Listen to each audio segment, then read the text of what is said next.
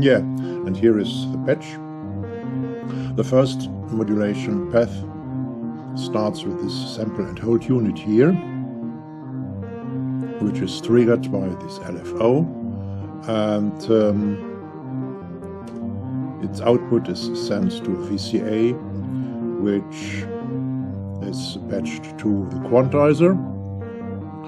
The second modulation path is represented by the right sample and hold unit, triggered by another LFO running at another frequency, and sending its output to a VCA again, which is set to a little bit higher output than the first VCA here, and this VCA sends its output to the next VCA, and this VCA is modulated by an LFO, but this LFO, you see here, is running very, very slow.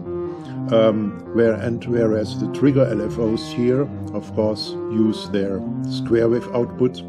I've used here the saw wave output, so the rising phase of the saw wave goes very, very slowly upwards.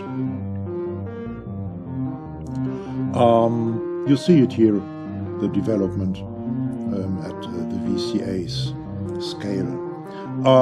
This VCA, which is switching on and off, or better said, blending in and then suddenly switching off, the second modulation path here, this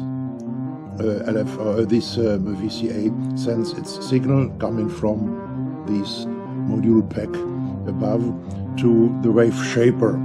The wave shaper is fed by the audio coming from Gazelle, from the VCO, and this VCO is of course modulated by the quantizer. What comes out of the shaper is seen here in the scope, and from the shaper the sound here goes to the scope, and as well as to the reverb plateau, and from there to the audio out.